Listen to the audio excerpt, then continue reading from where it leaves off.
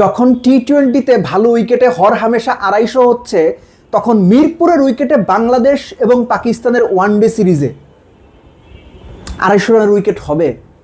কি মনে হয় আপনাদের? এই যে টি-20 ওয়ার্ল্ড কাপটা আমরা দেখলাম, ধুমধারাক্কা, অন্তত 4টা ম্যাচ হলো 246, 253, 255, 256।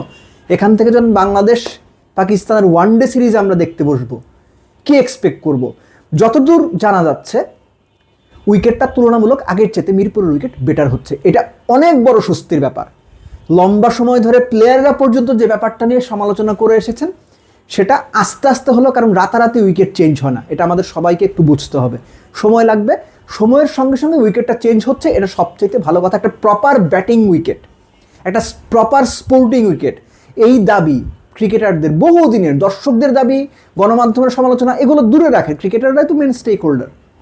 সো তাদের দাবিটা মেনে আস্তে আস্তে হলো হচ্ছে। তো হোপফুলি মিরপুরের যে উইকেটের দুর্নাম আমরা করি, ধানক্ষেত উইকেট, পাটক্ষেত উইকেট, এই উইকেটে খেললে ক্রিকেটারের ক্যারিয়ার শেষ হয়ে যাবে, সাকিব আল হাসান বলেছিলেন, ওখান থেকে বের হচ্ছে। হোপফুলি পাকিস্তানের বিপক্ষে একটা বেটার উইকেট দেখতে পারবো।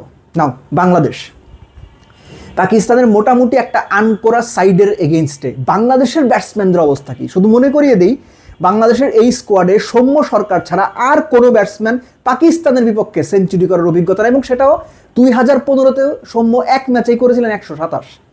আর পরবর্তীতে যে কয় ম্যাচ খেলেছেন সেই সব কটা ম্যাচ মিলেও 100 করতে পারে নাই। শান্ত খেলছে 1 ম্যাচ, লিটন বোধহয় খেলছে পাকিস্তানের বিপক্ষে 4 ম্যাচ। দের আর সো মেনি প্লেয়ার্স, আফিফ বোধহয় 1 ম্যাচ খেলছে। দের আর সো মেনি প্লেয়ার্স যারা পাকিস্তানের বিপক্ষে আজ পর্যন্ত কোনো খেলাই খেলে নাই। সো পাকিস্তানের বিপক্ষে বাংলাদেশের এখনকার যে দলটা, তাদের সামগ্রিক যে হোয়াইট বল ক্রিকেটের মাঠের খেলার এক্সপিরিয়েন্স সেটা কম। যদিও এই কম এক্সপিরিয়েন্স থাকাটা আমার মনে হয় যে খুব বেশি সমস্যা হওয়ার কথা না, যেহেতু ঘরের মাঠে খেলা। পাকিস্তান 6 জন একদম ডেবিউ হয় না এরকম প্লেয়ার নিয়ে আসছে। অ্যানালিস্টরা সারা বছর প্লেয়ারদের সঙ্গে থাকে, তাদের তো ওই নাম্বারস, স্ট্যাটস, এগুলো তো প্লেয়ারদেরকে একদম ধরেন যে সরায় সরায় ক খর মতো মুখস্থ করে ফেলার কথা, যে এই ব্যাটসম্যানকে লেগ সাইডে বল করা যাবে না, ওকে শর্ট বল করা যাবে না, ওই লেফটিকে অফ স্ট্যাম্পের বাইরে অবশ্যই বল করতে হবে, অফ স্ট্যাম্পে দুর্বল একটা স্লিপ নিয়ে করতে হবে। এগুলো ভাই সারা বছর পড়ানো হয়। প্রশ্নটা হচ্ছে, সারা বছরেই পড়ালেখা করার পরেও পরীক্ষার খাতায় গিয়া, মাঠে গিয়া বাংলাদেশের প্লেয়াররা এক্সিকিউট করতে পারবে কিনা।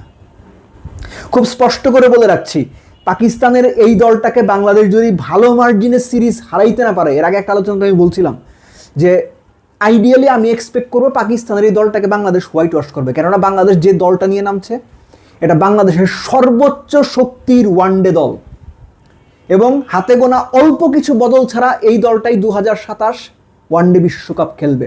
তো সেই দল ঘরের মাঠে 6 জন ডেবিউ হওয়ার অপেক্ষায় থাকা পাকিস্তান দল যে প্লেয়ারদের নিয়ে এসেছে, সেই দলের এগেনস্টে সিরিজ জিতবে না, কনভিনসিংলি জিতবে না, কিংবা হোয়াইট ওয়াশ করবে না, এটা মেনে নেওয়া যাবে না, কোনোভাবেই এটা মেনে নেওয়া যাবে না। সো বাংলাদেশকে ওই গাটস দেখাইতে হবে, ক্যাপ্টেনকে টিম সিলেকশনে ওই গাটস দেখাইতে হবে। স্বার্থপর হয় উইকেট যাওয়ার পর ক্যাপ্টেনের নিজের বোলিং আসলে হবে না, স্বার্থপরের মতো নিজের ব্যাটিং অ্যাবিলিটি দেখাইতে গিয়ে, নিজের এভারেজ ভালো বানাইতে গিয়ে 5 নম্বরে ব্যাট করতে চলে যাওয়া যাবে না। যাওয়া যাবে পরিস্থিতি বুঝে, বেশিরভাগ সময় ভাই নিচেই করতে হবে। এনিওয়েজ, আমি জাস্ট উদাহরণ দিলাম। তবে Pakistan is such a team, ওরা খুব ভালো জানে বাংলাদেশকে কীভাবে বেকায়দায় ফেলতে হবে। বাংলাদেশের সবচেয়ে বড় দুর্বলতার জায়গা ব্যাটিং, সেই ব্যাটিংয়েরও মিডল অর্ডার আরও বড় দুর্বলতা। এই কারণে লিটনকে ফেরানো হয়েছে, আফিফকে ফেরানো হয়েছে।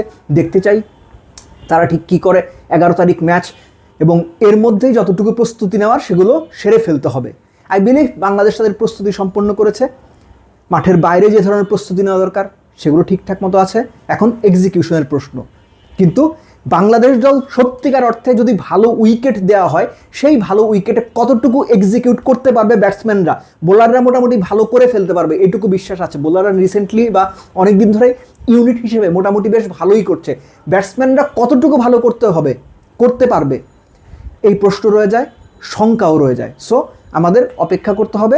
এক্সপেকটেশনস থাকবে বাংলাদেশ পাকিস্তানের বিপক্ষে ব্যাটিং ইউনিট ওয়াইজ যথেষ্ট ভালো করবে। কেননা শুধুমাত্র বোলারদের উপর ভরসা করে আপনি পাকিস্তান বিপক্ষে সিরিজ জিততে পারবেন না।